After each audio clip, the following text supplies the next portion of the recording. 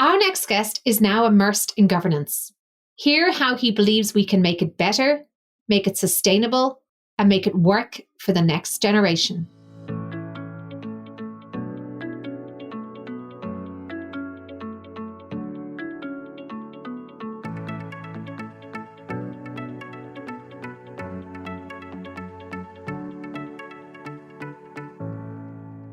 I'm Aoife Devitt, and welcome to the 50 Faces podcast, a podcast committed to revealing the richness and diversity of the world of investment by focusing on its people and their stories. I'm joined today by Chris Hitchen, who is chairman at the Border to Coast Pension Partnership, as well as the Pension Super Fund, and is trustee and chair of the investment committee at NEST, the National Employment Savings Trust. He holds a number of other board and director roles and was formerly chief executive of RPMI, representing over £27 billion of pension arrangements for the UK rail industry. Welcome, Chris. Thanks for joining me today. Thank you for having me, Ethan. Well, let's start by talking about your background and how you ended up pursuing a role in the investment world. Oh, where to start? I guess I'm one of those people who was always quite good at most things, but not really a genius at anything. So my early life, I suppose, was a series of logical but perhaps not massively inspired steps. I took maths at university, where I was a perfectly unremarkable student because I thought it would be a useful thing to do. I probably spent more time singing and playing my violin than I did actually studying maths while I was there. And when it came to thinking about careers, I'm indebted to a careers advisor whose name I've long since forgotten, but who told me the difference between actuaries and investment managers, although she might have meant investment bankers, I'm not sure, was that actuaries make decisions based on data, whereas investment managers, stroke investment bankers, it's more about hunches. So I felt I was probably more suited to the data than the hunches. So I decided to become an actuary. And so then talk us through the steps from actuary to Railpen. Okay, so I began my career at a pensions advisory firm called Clay & Partners. It's now hidden somewhere inside Aon, I think. But at the time, it was a well-known mid-sized player. It was probably quite like Lane Clark and Peacock is today, I guess. In fact, a number of my former colleagues at Clay & Partners are now at LCP as it happens. So I did the usual thing. I worked on pension schemes, valuing them, working out strategies for them, whilst becoming a qualified actuary, going through my exams. And the hot thing then, this was the late 80s, was investment consulting. So that's what I naturally wanted to do because it was new and it was interesting and exciting, insofar as things are interesting and exciting in pensions. And there was a lot of new stuff to do. But back in those days, pension schemes were not yet being funneled into de-risking and closing and working out their runoff strategies. So it was possible really to come up with innovative and interesting investment strategies, which were actually going to generate good long-term returns. And that was a really interesting job to do for a few years. So my big break, I suppose, was a job came up to work for Railpen, RPMI, as you said. We've used the two names over the years, to be their investment director and effectively the CIO. And this was not something I was expecting to do, but it was something I really wanted to do. And a number of reasons for that. One is you can advise lots of pension scheme trustees, but it's not quite the same as making the decisions. But even more importantly than that, I just really like trains. And I think if you're going to do something in life, it really helps if you feel connected to the thing that you're doing. So sure, it's pensions and investment, but to me, it was also about railways and that they're just something that I like. So that was a fantastic opportunity for me. And I joined there at the end of 1998. Well, I'm going to dig in, if you forgive me, to a number of aspects of your tenure there, because some of the things are so interesting. And you did implement quite a lot of changes that were, at their time, I think, quite groundbreaking. So in particular, you overhauled investment governance. You brought a number of teams in-house and you focused on value for money. So can we go through some of those things and just ask you what that meant to you in terms of how you did that? Maybe for starting with the investment governance. Well, I probably need to start with the context, actually. When I joined the railways, it was just after the railway had been privatised, a peculiarly UK thing at the time. We had a nationalised railway called British Railways, which was split into more than 100 pieces. And with great foresight, the trustees of the scheme managed to keep the scheme together, but at the price of it becoming sectionalized. So effectively, there were 100 different liability pots, one for each railway's employer. And essentially, I was running a fund of funds, multi-asset pool, if you like. So that was a fantastically complex train set for an ex-investment consultant to play with.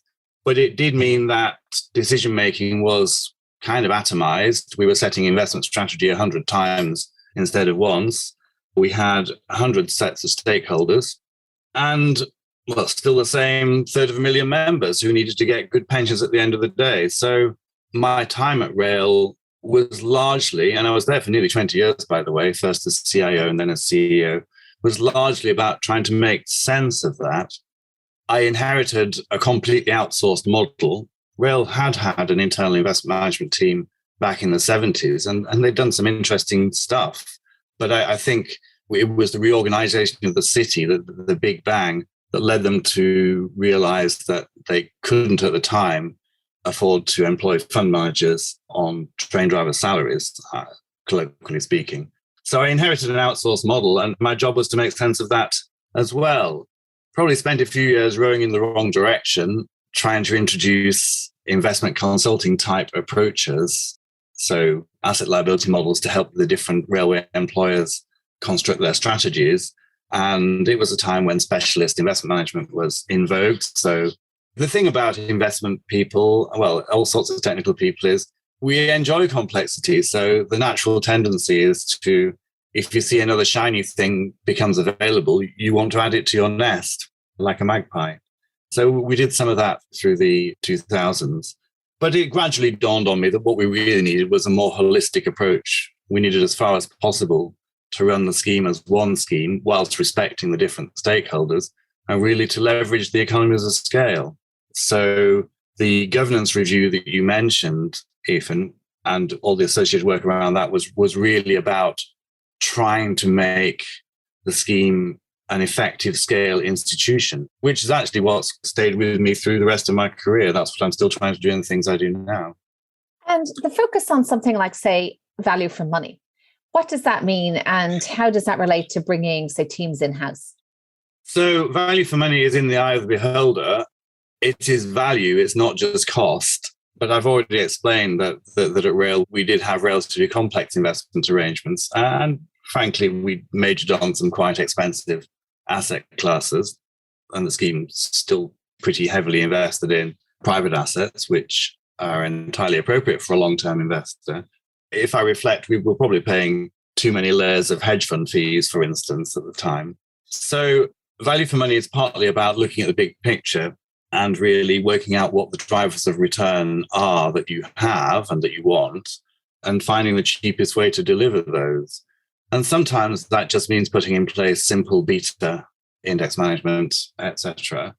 Sometimes it still means employing skilled professional external firms, but sometimes it's something which you can do just as effectively and more cheaply by employing your own people. And if I reflect on the way pension schemes moved over the 80s, 90s, noughties, that there was a tendency to outsource expertise to a point where, well, A, you're probably paying too much for some things, as I've just described, but B, you no longer have the internal intellectual capital to make the big decisions that you need to make.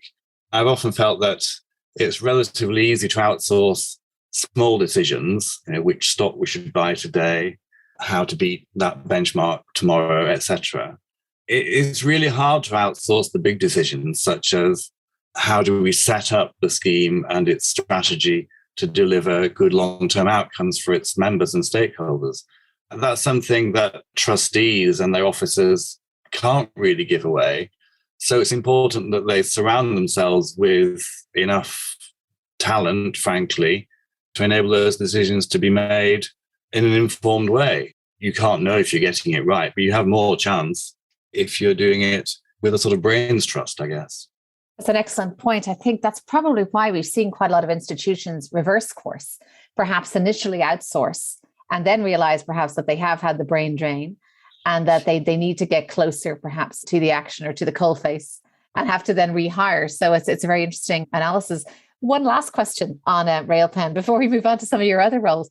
£27 billion is obviously a significant pot of assets. Did you find that forging strategic partnerships, not outsourcing, but maybe working very closely with a manager, say in a separate account, a dedicated mandate, was a good way to flex the muscle in terms of the size of those assets, achieve value for money, and maybe have a tailored solution? Sometimes. I think where you have a long-term relationship with a manager, that can really emerge. Equally, there have been occasions where we've had good conversations about how we're going to have a strategic partnership, and then in practice, actually, it's hard to make that work. There's a degree of IP on both sides, which is sometimes hard for people to give away. I would say the most fruitful partnerships that I've had over my career have been more with other asset owners in many different ways. And that's something that I know Railpen is majoring on now, building coalitions of other asset owners to actually invest, particularly in private markets. But it's something that we've long applied to, for instance, governance initiatives, where we've got together with other investors to actually try and influence companies. It's something I did formally as a board member for the Investor Forum, which we set up a few years ago, and which does that very, very effectively when there are particular issues with particular companies. So I think there is a lot that asset owners and asset managers can collaborate on, but we have to remember that it is still a commercial world, and there are some things where interests can't be combined. Let's move on to your board and chair roles now. What do you seek to bring to those roles? And what do you think makes an effective chair or board member? I wish I knew, Ethan. I wish I knew. But I can tell you what I try to do. I try to create a collaborative, collegiate board that will actually help the management to make the organization work better and more effectively and keep it running that way. The job of the non-executive is quite nuanced. You have to be a critical friend, and you do have to be prepared to lay down the law occasionally, but it's very important that you hold that responsibility lightly in your hands and you don't do it too often. The worst thing is for management to feel that they're at the beck and call of the board, and frankly, they focus on doing what the board wants rather than running the business in the best way. I'm very clear that for organizations, and particularly organizations that work in pensions, they need to work as effectively as they possibly can just to do a decent job, because it's a hard job and the resourcing isn't usually overgenerous. So as a board, you have to work with what you've got and make the best of it. So as a chair, I have to recognize that it's really not about me. It's about outcomes for stakeholders. When you're a CEO, people expect that it is more about you. I'm not sure I was ever very comfortable with that anyway, but it's certainly not the case for a chair. I'm a success if my CEOs are a success, because that will mean that we get good outcomes for the members and other stakeholders. Does that make sense? Absolutely. And you're right. It is getting more complex. And we're getting back to some of those themes we just discussed, such as the idea of value for money. And also now ESG integration, focus on climate change resilience is coming to the fore for boards all around us.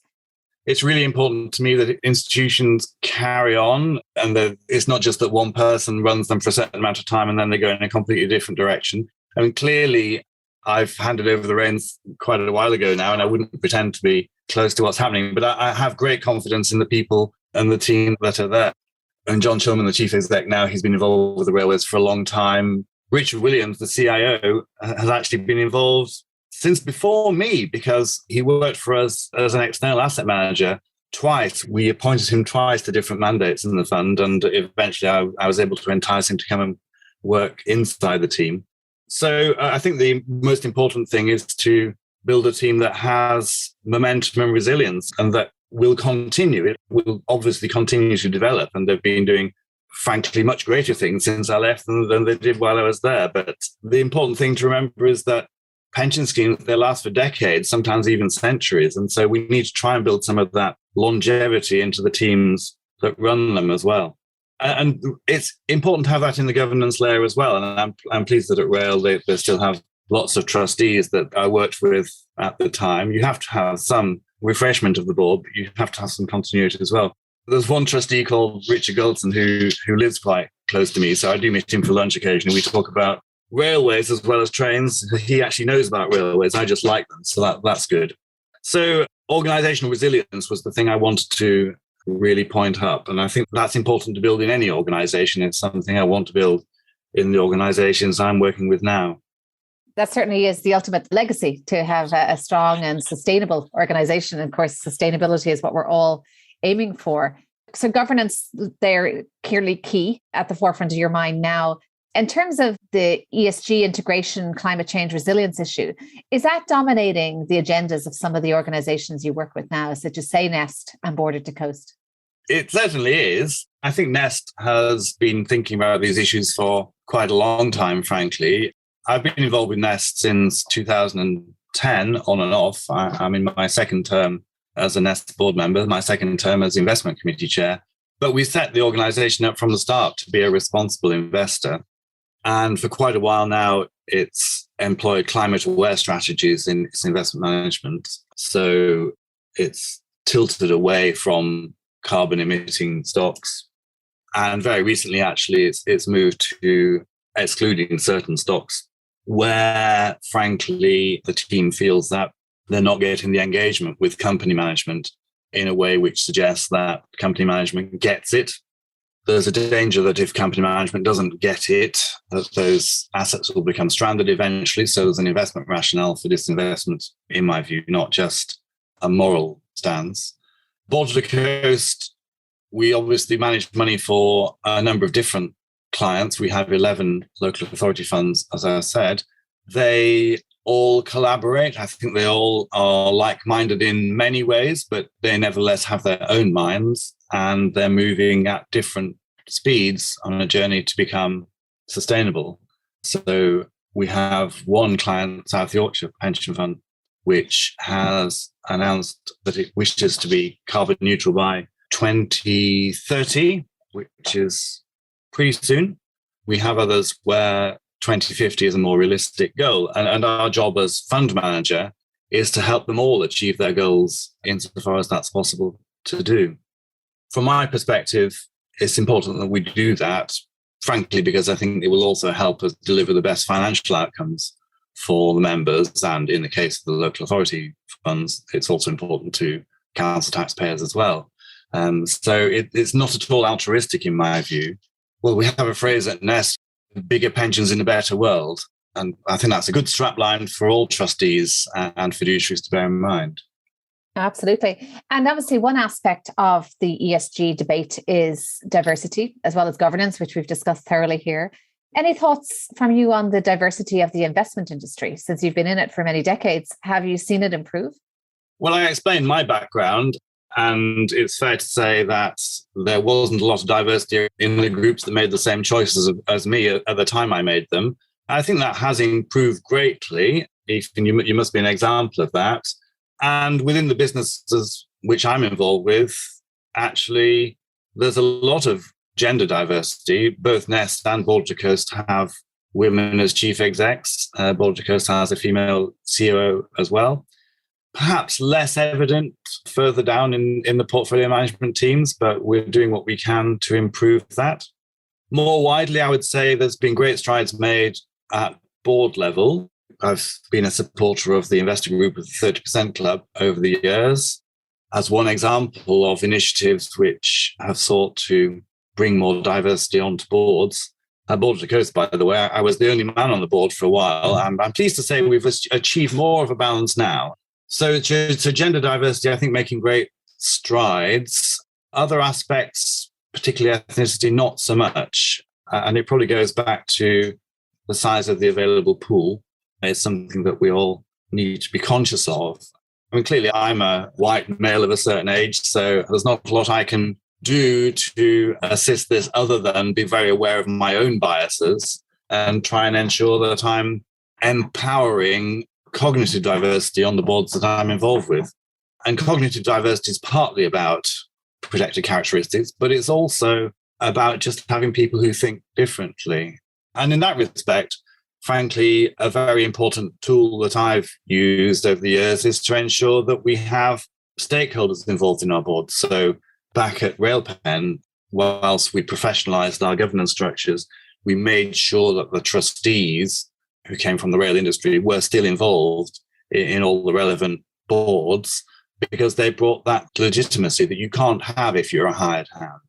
And at Board of the Coast, we've done a similar thing. We have 2 councillors on our board who are nominated for us by our partner funds. We still have to vet them and ensure that we're happy they can do a job on a regulated board.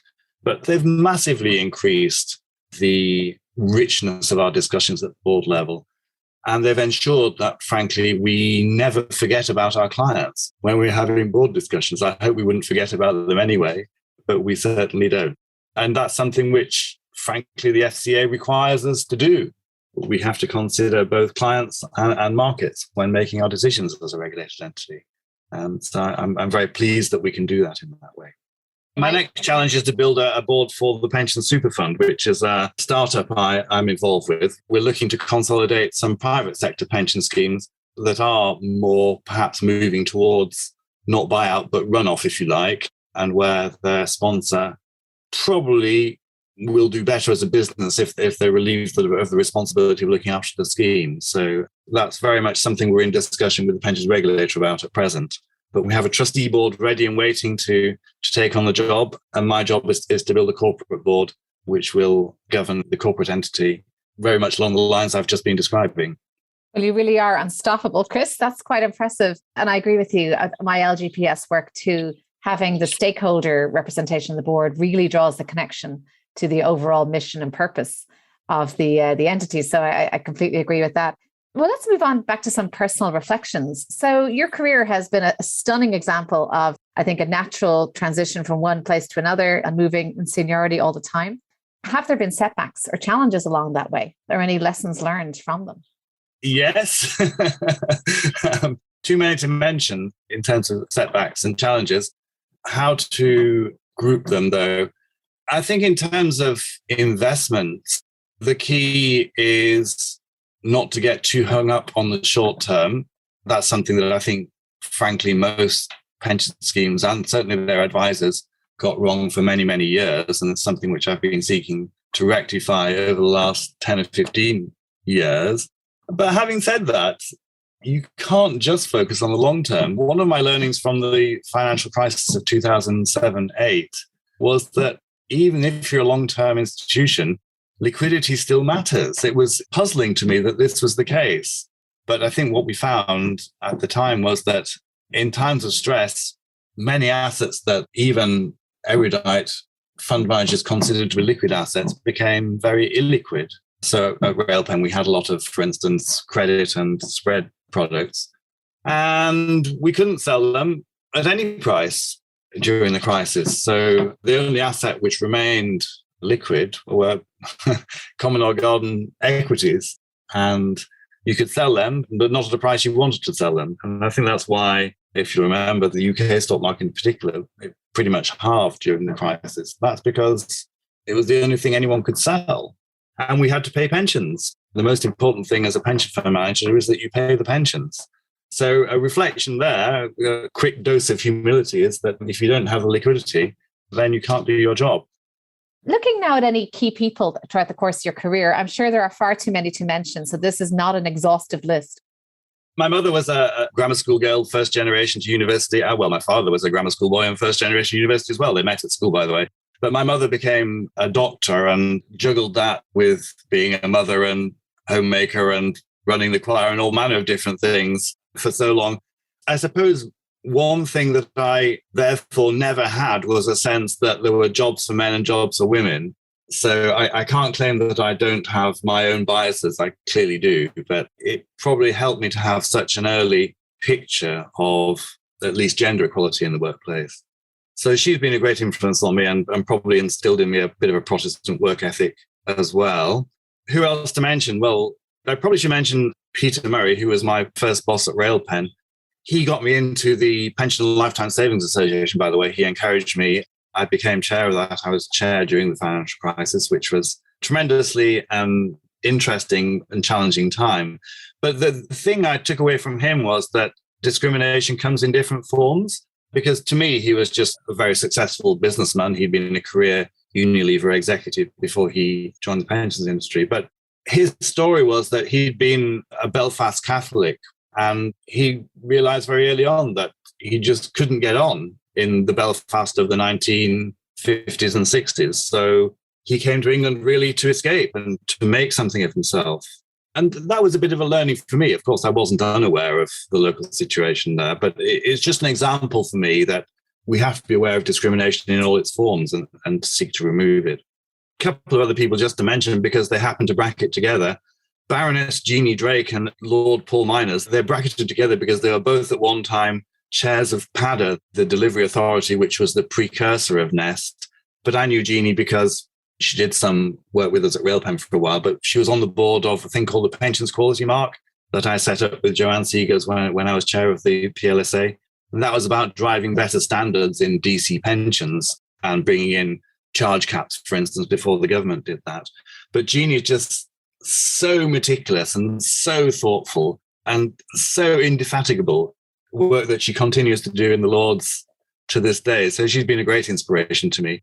Lord Paul Miners, he sadly died fairly recently. He's really an example to me that actually people are complicated and you need to accept them as they are and take the good, I guess.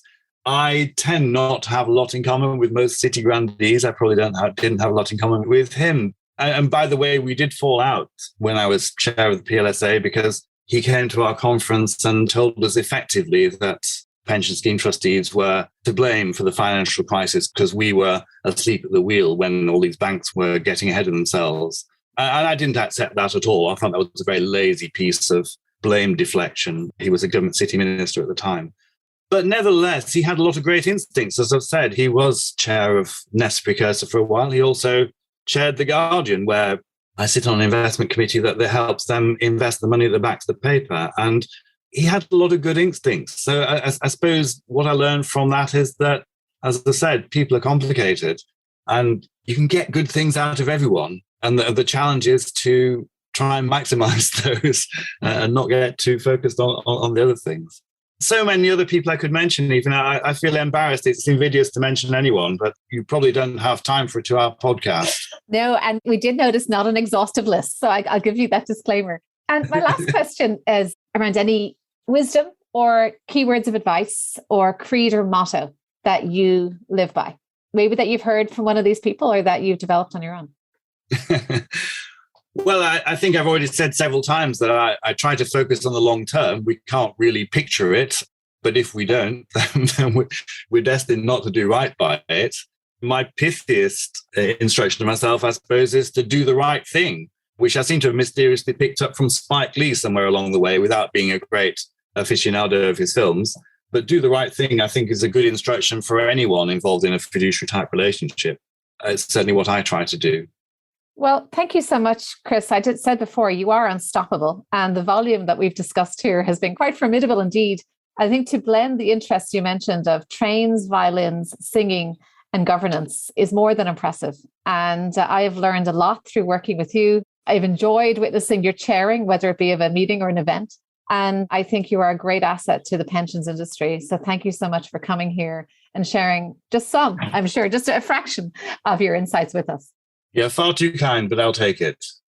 I'm Aoife Devitt. Thank you for listening to the 50 Faces podcast.